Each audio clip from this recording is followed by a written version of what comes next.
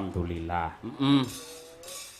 Men saya meriah, men saya gayeng, kagem sedaya para lenggah.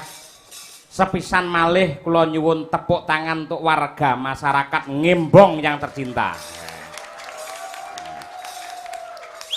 Alhamdulillah. Puji syukur kunjuk ana kemurane Hyang Agung kang wis paring nikmat kamulyan kesehatan marang sedhengah titah ingkang sumebar ning jagat raya, wabil khusus dumateng sedaya para warga masyarakat ingkang lenggah wonten ing dusun Ngembong Keloran Selogiri Wonogiri. Ya, sing dianti-anti wis dadi bukti, sing ditunggu-tunggu wis lumaku ya, Mak. Anggonku ngestokake dawuhe para pepunden. Mula sing luwih dhisik awake dhewe wajib ngaturake salam hormat kagem Bapak Kepala Desa ing wewengkon Keloran, mboten katalumpen dumateng Bapak Camat, Kapolsek dan Ramil utawi ingkang mewakili. Ya, ugi ngaturaken panuwun dumateng Ibu Kepala Dusun utawi Ibu Bayan, Ibu Ani Lestari. Ugi ngaturaken panuwun dumateng Sang Ketua Panitia. Panjenengane adalah Ketua RW nenggih Bapak Narman. Oh iya, Ugi dumateng Pak Mustari utawi Cak Mus.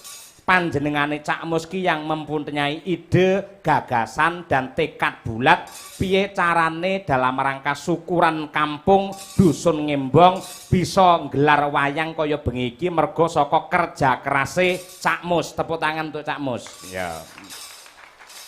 Hebat ya. Kaya ngono kuwi.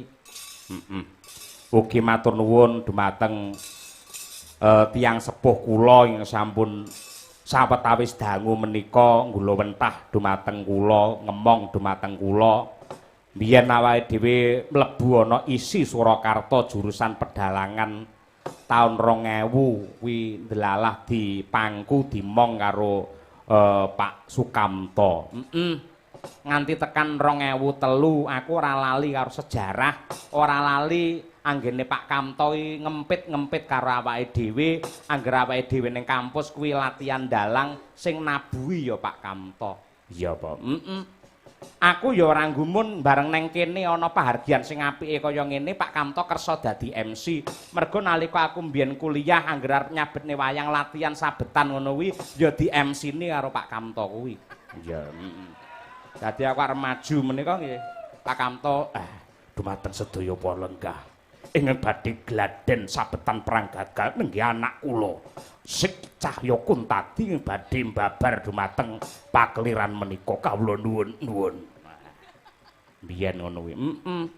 Gandeng Pak Kamto li ngempit-ngempit karo awake dhewe kaya ngono suwene 3 taun. Mula ora neh ramokal bareng aku ditelepon karo Pak Kamto. Halo, Soy. Ayo ya Pak Kamto. Yen karo aku tenan kaya anake dhewe kok. Piye kabare Dimas Cahya Kuntadi? Oh nggih menika sinten? Wah, tik lali.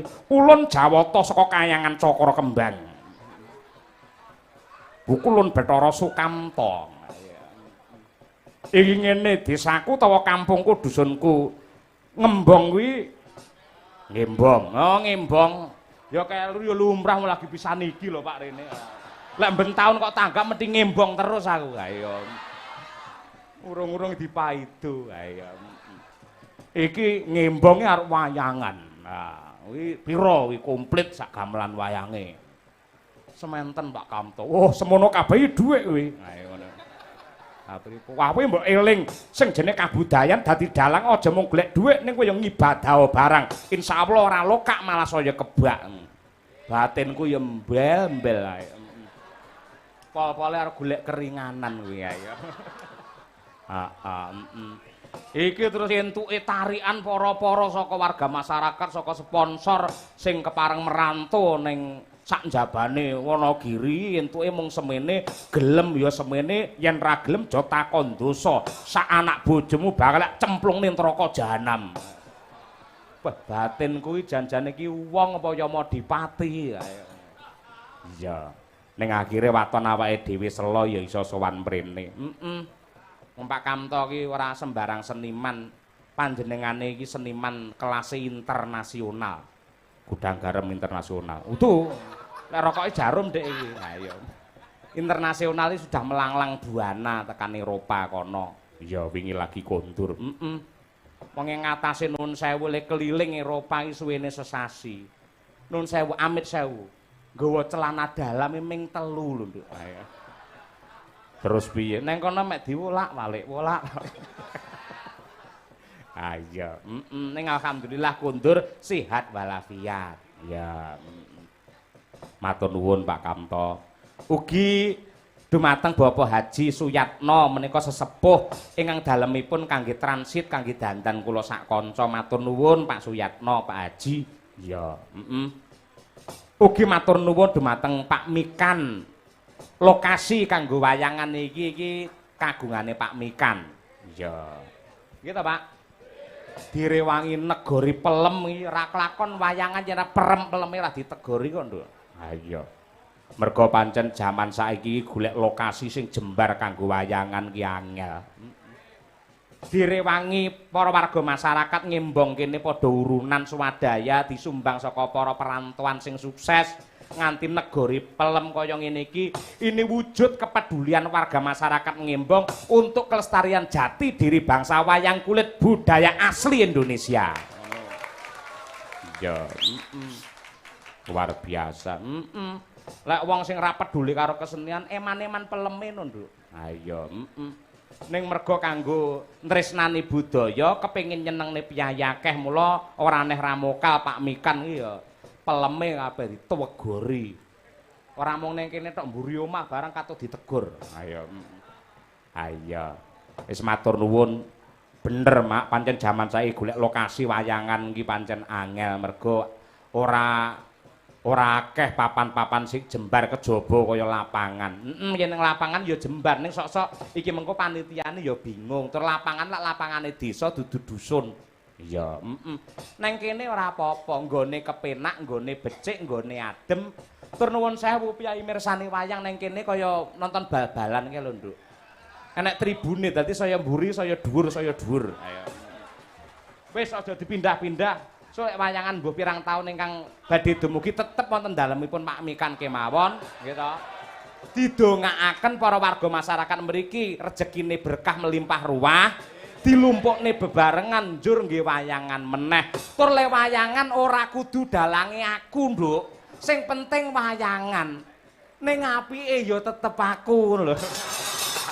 Ya. Pambemu ora. Ngono ki mung guyon, ngono lek ora ngerti dikira aku wong sombong, ora mung guyon. Bute mung lucu ngene iki. Ha iya. Aku dhewe mawas diri aku wujudku kaya apa, wayang aku kaya apa. Ha iya.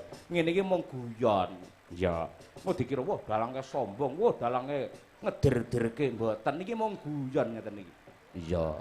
Dadi upamane kula niku kok karo panitia karo Pak Kamto dinyang gelem ra gelem semene. Ya manut mergo kula rumangsa yen wayangan kula menika nggih dereng sae. Iya ngono. Ning sing sae panitiane ngerti wayanganmu ora apik ning ditresnani karo panitia. Ning awake dhewe iki awake dhewe nyanyi adus keringet sewengi utuh ini ibarate mung kari nyaur utang. Masa mergo wis dilunasi bar magrib mau. Ya. Dadi sesuke kari wassalam. Ayo. Ora usah salaman karo panitia, langsung mulih. Ayo. Ya pamitan nganggo tata krama. Kaya ngono kuwi. Iya, matur nuwun. Matur nuwun dumateng sesepuh ing ngembong mriki nenggih Pak Ngatmin. Panjenengane iki sing piye carane pokoke engko lakon Saji Raja Suya kudu ana Jara Sandalair ngono kuwi. Mau karo Pak Kanto wis dingendikake iki lakone sesaji dudu lakon Jara Sandalair to kuwi angsare ora apik. Mergo Jara Sanda mateni bapake dibeset kulite nggih tambur. Ora apa-apa ngarepe Jara Sandalair mburine nek tetep sesaji Raja Suya. Iya, tetep apik-apik. Pak Kamto ya apik. Ya, Pak Ngatmin ya apik, warga masyarakat ya apik. Apik meneh yen ngene iki mben taun ngono lho. Iya, iya, Lek njur sak gedhakan iki tok ono taun mburi-mburi ora wayangan, ora apik kuwi. Ha iya. Kuwi mung obar-obar blarak. Ha iya. Merga tandha rukun lan orane warga desa mligine ing Ngembong kene kena dititik, kena ditonton gelem nganake bersih dusun apa ora. Titenana wilayah sing gelem nganake bersih dusun mesti tak jamin masyarakate guyub rukun lho. Iya, ngono ya, Mak. Mesti. Yen ora rukun, ora kompak, ora kondusif, mokal iso wayangan kaya ngene iki. Merga iki pancen kudu gotong royong bebarengan. Iya, Durya tema besar yang diangkat adalah dengan semangat kegotong royongan, kekompakan dan kerukunan kita ciptakan masyarakat yang maju, tentram, sejahtera dan berbudaya. Kuwi cita-cita utawa tema utawa gegayuane piyayi warga masyarakat ing Ngembong kene. Muga-muga sembada Kang Jinangka rahayu Kang tinemu, Basuki ingkang kaesti. Ya. Wiwit bengi iki nganti pungkasaning jaman kabeh warga masyarakat Ngembong tansah manggih hayu lan rahayu durga mendak kala sirna yuwana Basuki pinaringan murah rejeki ingkang melimpah ruah kebak berkah pinaringan tentrem lahir batin keselamatan donya tekan akhir Allahumma hasbunallah wa ni'mal wakil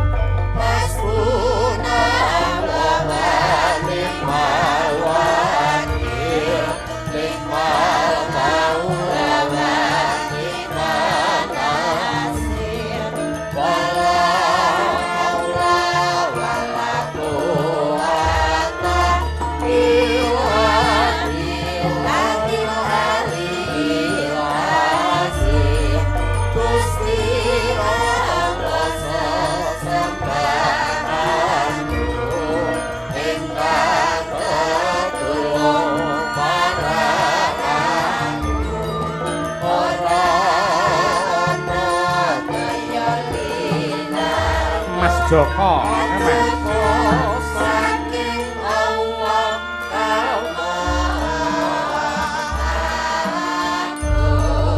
sedulurku aja nganti kliru mung Gusti Allah sesembahanmu rintan landalu mong limang waktu kanggo mrasta mungkar lan nafsu aja nganti kliru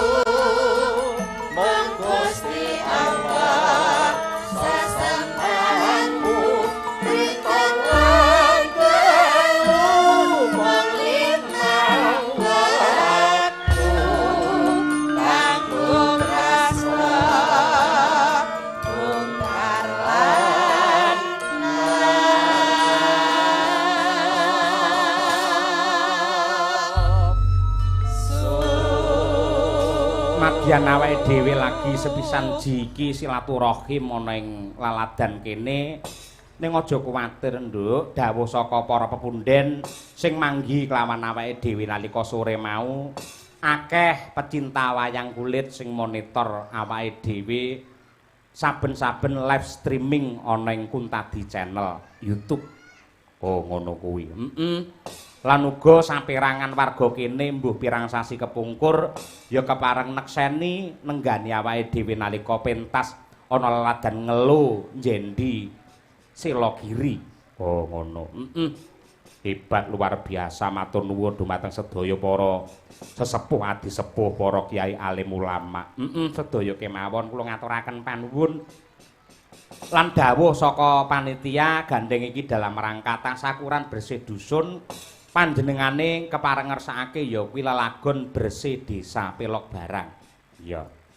Gandeng iki pamundhut lan uga lagu wajib diaturake luwih dhisik ya, Mak. Kudu ngono. Ya, Yo para kanca-kanca saka paguyuban karawitan Madangkara. Oh iya, Yai kene apal karo sandiwara radio. Begitu Mas Kamto ngendika iki paguyuban Madangkara do takon lha ndi Brahma Kumbara. Ya. Ya, monggo anakku lanang yo melu rene si Brahma Kesawa. Monggo para kanca-kanca dipun aturaken lelagon bersih desa kunjuk dumateng sedaya para warga masyarakat ing Ngembong yang tercinta. Dados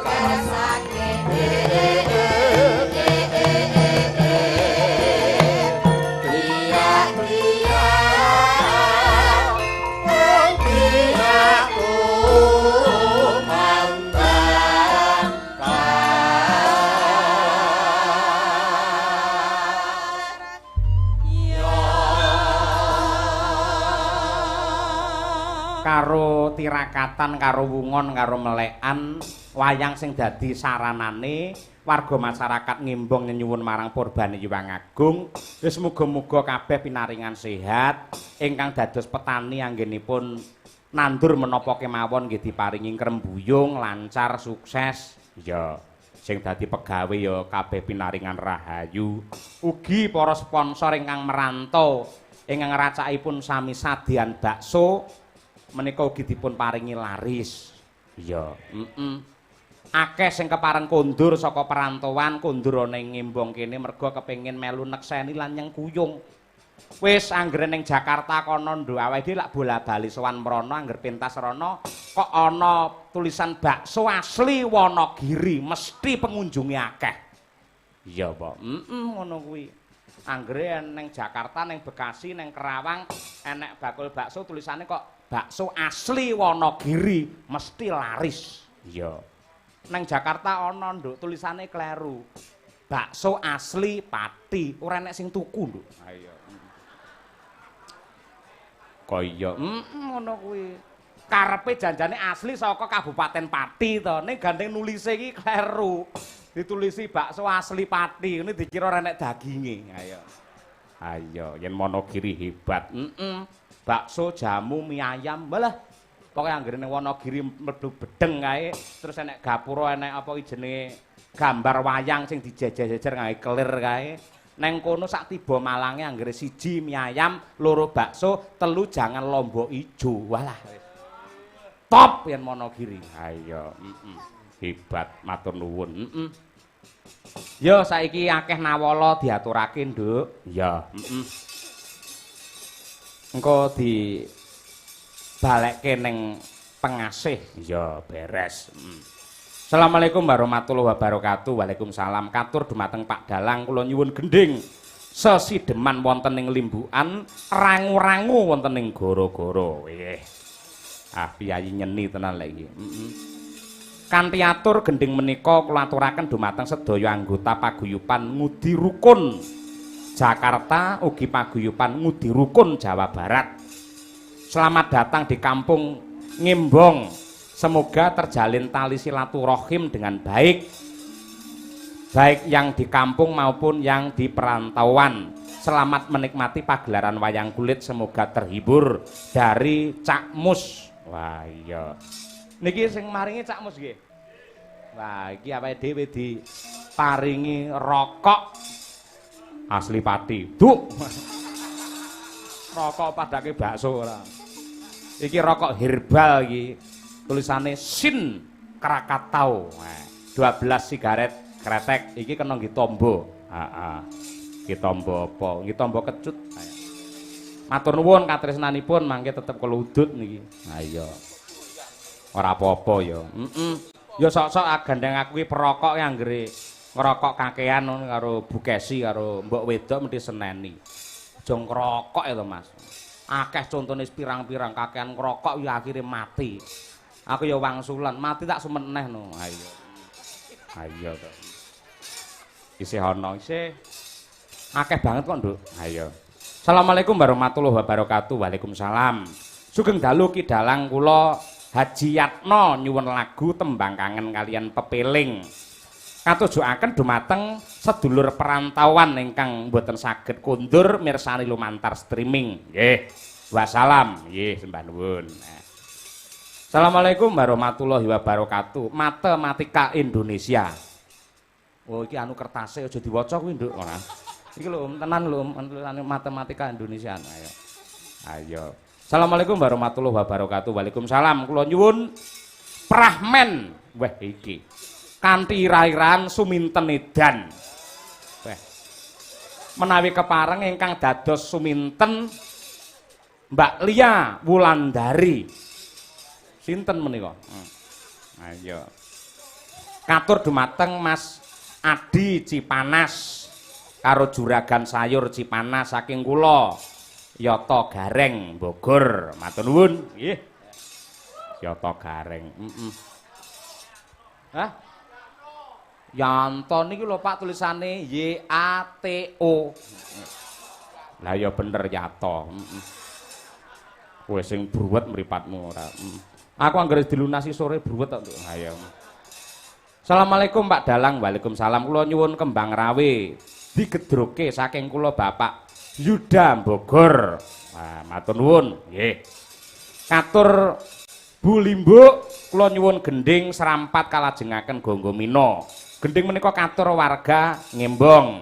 Kula bakso Lekman Lampung asli Wonogiri, mboten asli Pati. Ya. Saking Bapak Kasiman kalian Ibu Siti. Nggih. Nah.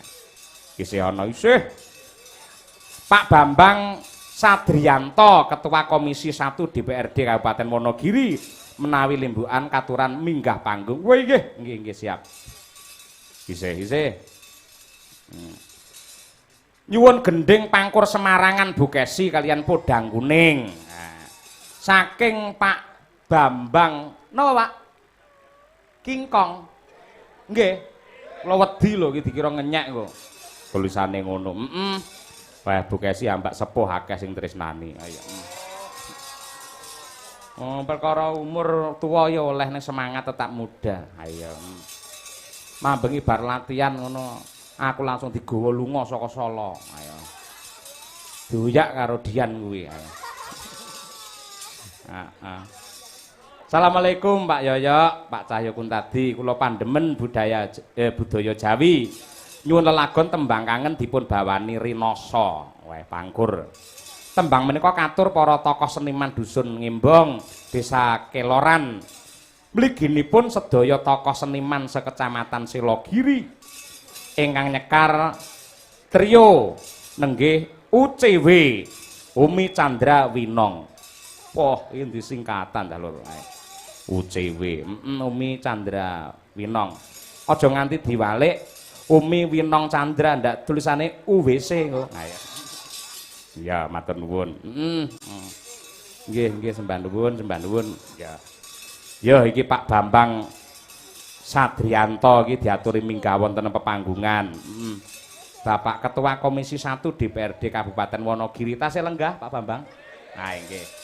Monggo Pak katuran pinarak wonten pepanggungan mriki. Yo, duduk.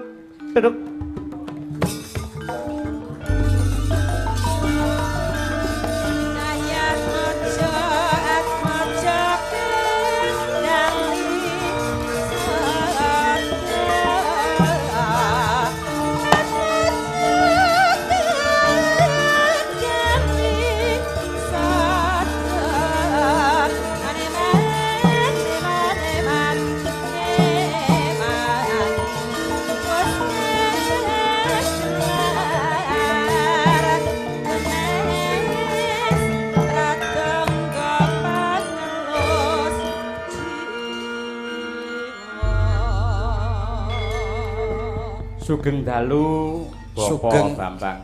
Sugeng dalu Pak Dalang. Nggih. Matur nuwun kepareng mangestoni lan nenggani dumateng kula saha warga masyarakat ing Ngimbong mriki Bapak. Nggih, semantun ugi kula matur nuwun dalu menika nderek mangayu bagya saha mirsani. Nggih. Napa nonton kok mirsani? Kiprahipun Mas Cahyo Kuntadi. Dalu menika lakon kalih lagu mboten enten kiprahipun, Pak. Dursasana mboten medal. Kula pribadi nyuwun sewu. Nika pecinta. Nggih. Mas Cahyo Kuntadi. Napa melih Mbak Kesi? Aduh. Yen pecinta niku lho mboten gumun apa yen rong tau nanggap mboten. Pecinta seni. Ya, asumsinya jangan macam-macam. Saya sekarang umur 59. Wah. Tahun ya 90-an lah. Kira-kira Mbak Kesi itu sudah eksis sama Pak Anom Suroto. Hobi kula mirengke wayangan gen radio zaman semanten. Nggih. Nadane Mbak Kesi ini yang luar biasa. Kalau bicara nadanya itu agak ya kaku apa keras gitu ya Mbak ya. Kagok. Kasar ya. Tapi Mas justru ini yang gampang diingat. Dan lagu yang paling saya senang dari Mbak Kesi yaitu Pangkur Semarangan itu. Wah, nggih. Itu tidak semua pesinden itu kira-kira mampu untuk membawakan lagu itu. Lha jenengan dereng prisa sinden kula tutik. Oh. Apa nggih? Oh. Karena saya Pangkur belum Semarangan nganti tekan Pekalongan barang kok. Belum pernah mendengarkan. Nggih. Nggih. Nggih, Mas Cahyo dalu menika kula pribadi nderek bingah saha nderek mangayu bagya. Awit dalu menika warga masyarakat Ngimbong Keloran mriki tasih nggadahi napa menika semangat nggadahi tanggung jawab nguri-uri budaya. Dalu menika ngawontenaken bersih dusun. Nyuwun dumateng Gusti Allah ingkang sampun paring pinten-pinten kenikmatan dumateng warga masyarakat Ngimbong mriki. Mugi-mugi ing dalu menika ngawontenaken pasugatan ringgit purwa kagem mengeti bersih dusun. Mugi-mugi penyuwunanipun warga masyarakat Keluran ingkang badhe dumugi langkung dipun paringi rukun, ayem, sehat, saha pinaringan limpahan rejeki ingkang langkung kathah. Amin. Saengga benjang saged wayangan melih ngaturi rawuh ngaturi Mas Cahya Kuntadi. Nggih. Kinten-kinten cocok no mboten? Cocok. Lempun kula daftarke Mas Cahya Kuntadi. Nggih. Nggih. Napa apike men ora batal kula panjeri riyen nggih, Pak. Nggih. Ngoten. Nggih. Insyaallah Nggih. mengke 2021 mengke tindak sila giri melih. Amin. Nggih. Sinten, Pak? Lah kirang terang mengke dipadoske rumiyin. Oh, Nggih. kula kinten jenengan sing nanggap. Jenengan ta Pak Mas? Kula dereng saged matur. Nggih. Ingkang baku kula pribadi pecinta panjenengan. Nggih. Nggih. Mulai jenengan mulai napa nggih pentas nek imut kula selaku dalang muda juara 1 nasional mbok menawi. Nggih Pak nggih. Luar biasa. Nggih. Nika asli Blitar nggih. Apa sanget dengan Pak Bambang? Rayine Mas Dalang Dwijo Kanggo. Nggih, Nggih ta? Nggih, Nah, nggih. ingkang Rama nika seniman luar biasa, pencipta lagu, Pak. Sesideman niku sing kula nggih paling remen. Ning dalu menika kula mboten wantun nyuwun sesideman amargi kula pun sepuh. Kula nyuwune podang kuning. Wah, nggih. Nggih. Siap, nggih. Sepindah melih kula pribadi nderek nyengkuyung, nderek mangayu bagya, mugi-mugi warga masyarakat Keluran langkung rukun, langkung sejahtera dengan asas gotong royong, tidak ada yang tidak bisa kita laksanakan. Amin. Nggih. Oh gamelan kantor desa, insya Allah niku pun dijanjeni kali Pak Bupati. Nggih, kula mengki kantun ngelekke kali Pak Bupati. Janjine jenengan Keluran napa? Gamelan Mas ditagih kali Mas Karman. Nah nggih, insya Allah mengki kula aturaken dumateng Pak Jekek. Mbok menawi mengkaten Pak Dalang, Inggih, matur inggih, sembah Bapak. nuwun. Menawi wonten lepatipun kula nyuwun pangapunten, insyaallah kula mengke ngantos limbukan. Pokoke nek pangkur Semarangan dereng kula dereng mantuk. Oh, nggih. Beres Pak Bambang. Iki pun kula konsep niki mangke pangkur Semarangan niku kula dalke pas jam 4:15 enjing. Menawi kula mboten saged ngantos jam sekawan sanes wedal mawon. Mbok menawi mangke jenengan tasih pikantuk napa menika kapurih dalang wonten Kecamatan Selogiri. Nggih. Amin, nggih. Nggih mbuh taune kan ngoten. Mbok menawi ngaten ingkang saged kula aturaken sepindah melih kathah kekirangan saha kelepatan anggen kula matur, kula nyuwun pangapunten ingkang ageng. Billahi taufiq wal hidayah. Assalamualaikum warahmatullahi wabarakatuh. Matur suwun. Waalaikumsalam. Nggih, luar biasa. Nggih. Nun sewu Pak, tanpa ngicali raos tata krami Pak Bambang. Mboten kepengin salaman kali sinden. Mboten. Napa? Mboten wantun. Oh, nggih. Pak Bambang wis prisa wedi lek kok nyawer. Nggih, tetep sehat amanah Pak Bambang. Kiat sabar anggenipun momong dumateng warga masyarakat. Wah iya luar biasa.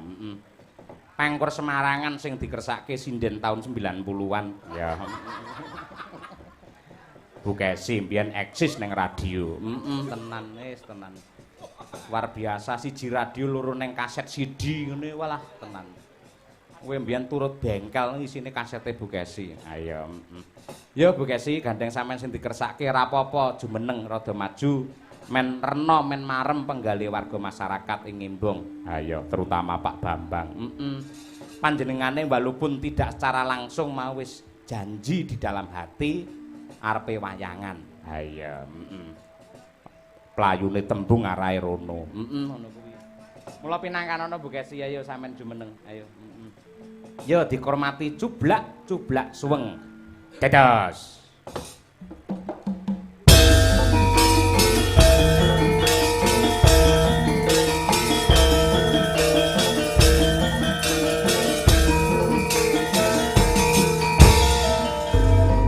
Cuplak sumbeng ngetik kelenter mampu ketunduk kutel tampole ralere sapa guyu nelekake sir panggele kopong sir panggele kopong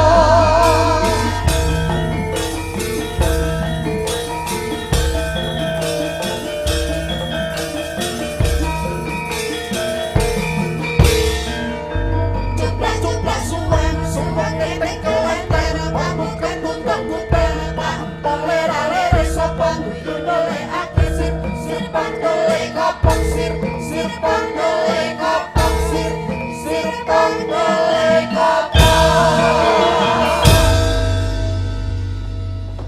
Yo mewakili kanca-kanca pengrawit Waranggana, etikane wong Jawa kudu salam dhisik, ngaturke salam hormat marang sedaya para lenggah mligine para pinisepuh ing laladan Ngembong kene Bu Kesi, wabil khusus dumateng Bapak Bambang Sadrianto. Ya, nggih Bu. Assalamualaikum warahmatullahi wabarakatuh.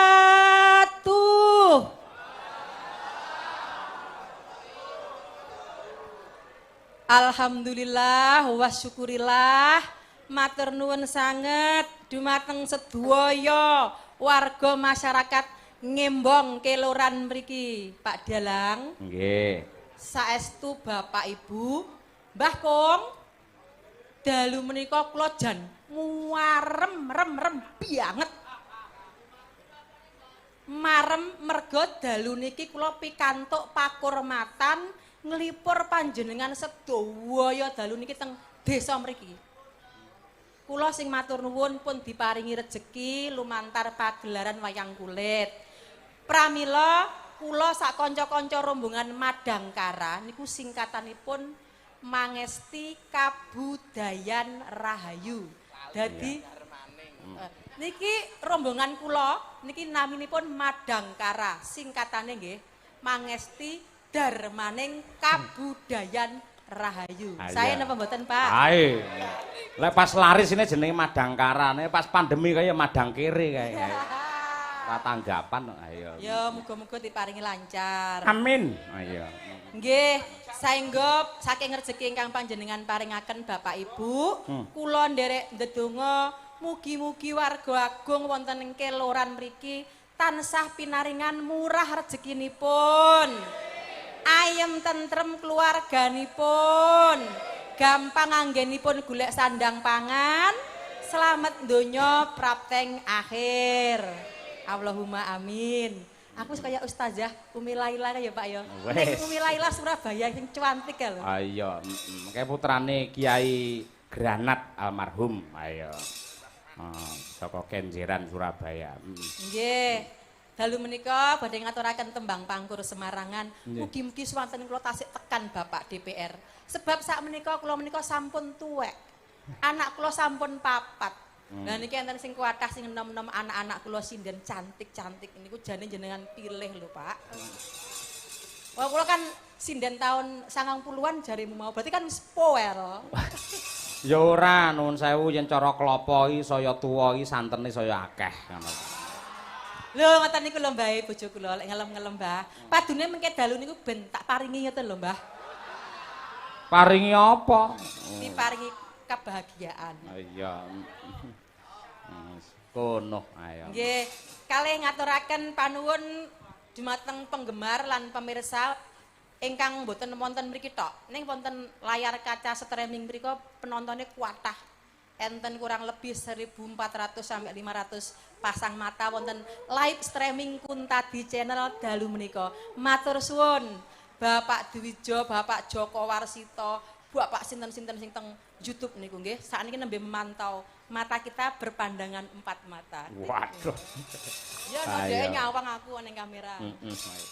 Yes, matur nuwun kagem warga masyarakat ing Embong, Keloran, kok remen kalian kula sak kanca. Ampun sungkan-sungkan. Monggo dipun bikak HP-nipun nggih. Sampun ngantos ngetik ik ampun nggih. Ning mangserat teng YouTube Kuntadi channel isine niku gelaring budaya wayang kalian tembang-tembang karawitan. Ya. Ampun kesupen like, comment, subscribe, share. Ayo. Men iso mengamati awake dhewe. Ya Bu, nembango Pangkur Semarangan pamundhute Pak Bambang. Mingkar mingkureng ang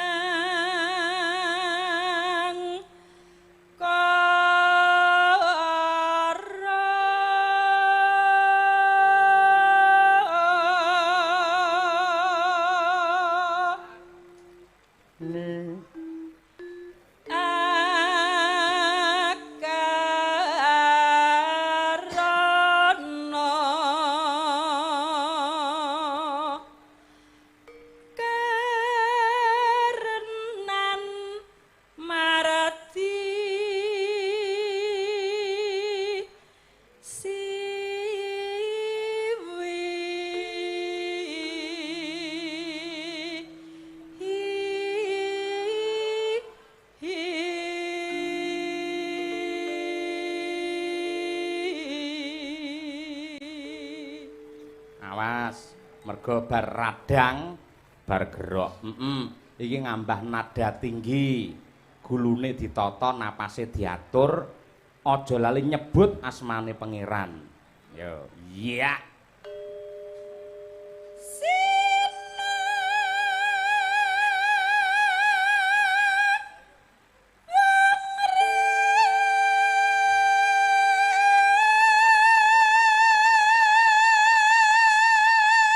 Tarik napas Bu, ya.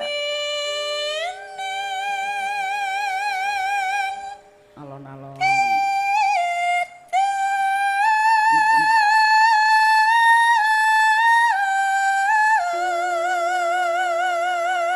Kurang sithik tarik napas, ya.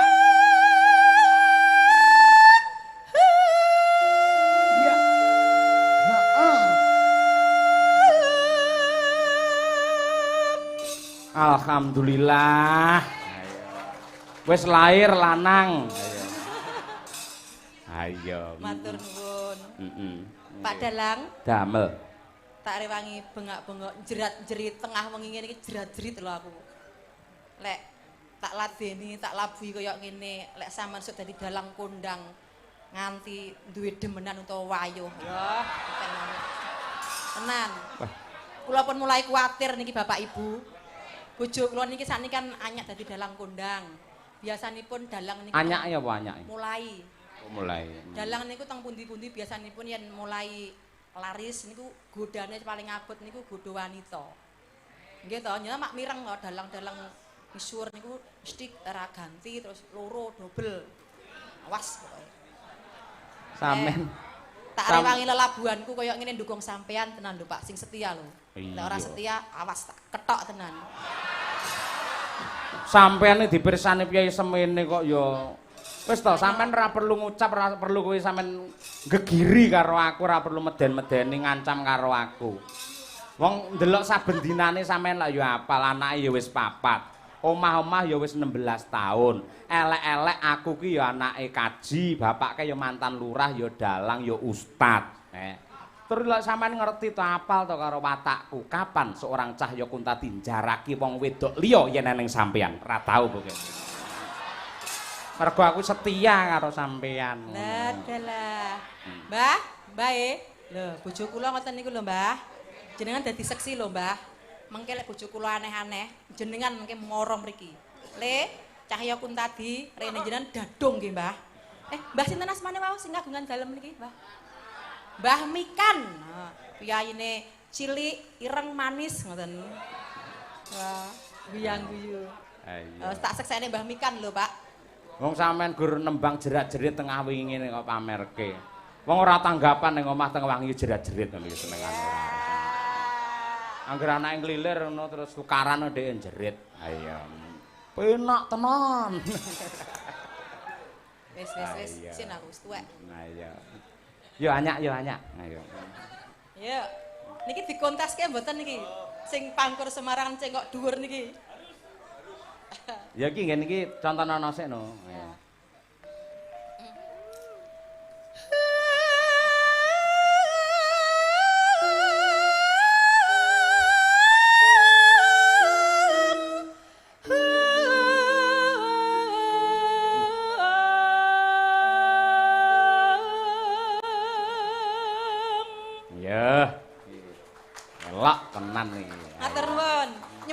Dalang niku wau sindian-sindian kula teng pondokanipun heboh. Mbak, pokoke engko pangkur Semarangan dikonteske cengkok sing niku. Ini Mbak Tutik badhe niku. Ayo aku mau krungu ning apa nggen kamar mandi Tutik latihan. Wis nyoba.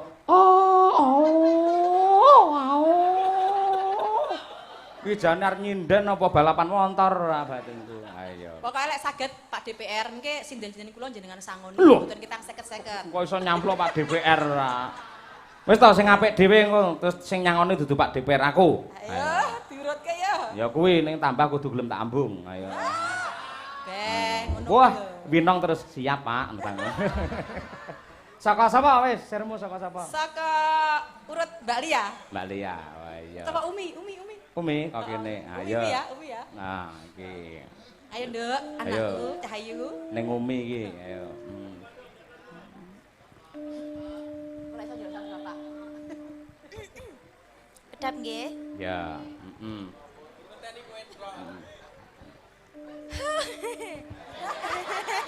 iki golek dhuwit ora cengengesan. Nggih.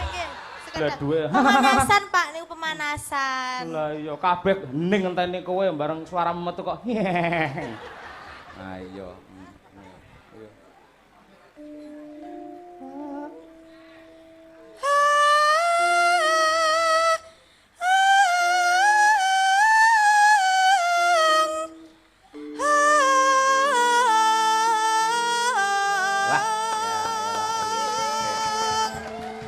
Iki sing biji iki penonton lho ya, jurine penonton men adil. Niki cara biji 90 nggih, Pak.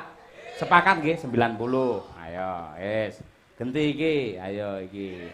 Sinden dari Bali iki. Ayo, ayo. Bali rene maksudnya, ayo. Iki wis latihan apa kuwi jenenge pangkur Semarangan direwangi golek wong tuwek. Ayo. Nek sing entuk enom ae terus ayo. Yo, Mbak Dian. Au! Ayo. Bismillahirrahmanirrahim. Waduh. Innallaha maha sabirin. Apa kuwi?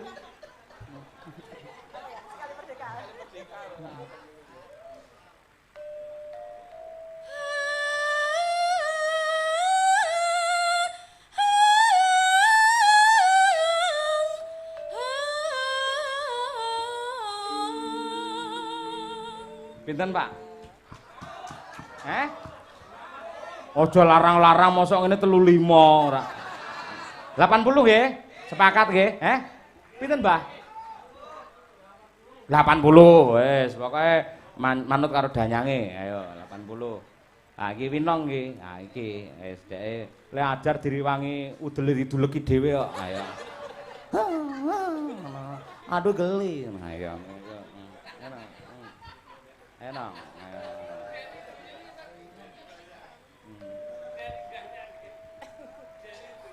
Sakniki, Pak. Sesuk wis bubar ora. Ompani parat. Ayo. Oh, sepinten, Kang? Aduh. Aduh. Ayo.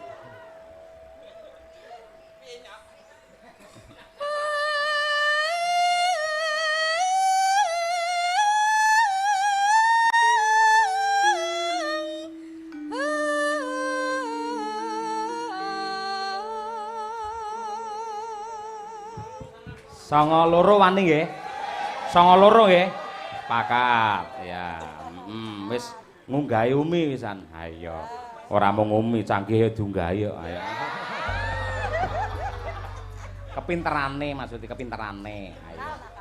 Dicucukne lek direwangi saba sawah golek coro iki. Dikek wetenge gene iso cengkok kuwi kok. Ayo. Lah iki opo iki manten anyar iki genah. Kulino nyengkok iki wis. Mbak Diajeng Chandra Mulya. Mbak Chandra ya. Jane mboten pinter nyengkok. Ning Manut. oh manut pasrah to. Ah iya, wis kudu ngono, ora apa-apa. Manut ya penak ana. Ayo no. Ya Allah.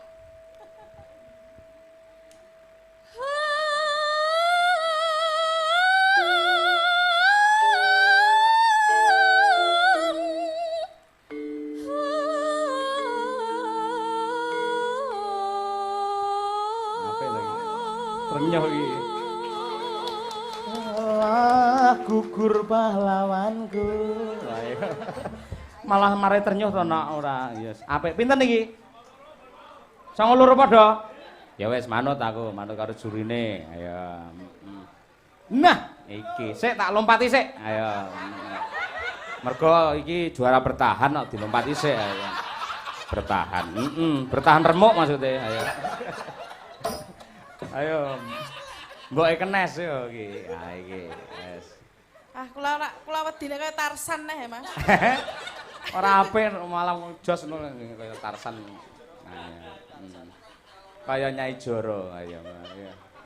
Wewe no berarti. Iya. Ayo, ning lak gemati karo cah cilik lho. Jelas dong. Ayo. Ayo coba. Iki kulino gambir sawit iki kon ngene iso ora? Ayo, coba.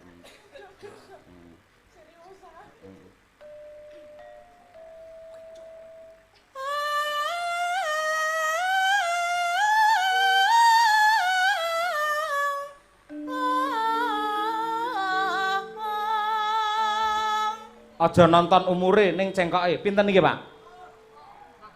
100. Aja akeh-akeh. Lek akeh dhek engko gleleng malian ora. 95 wani 95. Wani ya 95. Lah, ngopo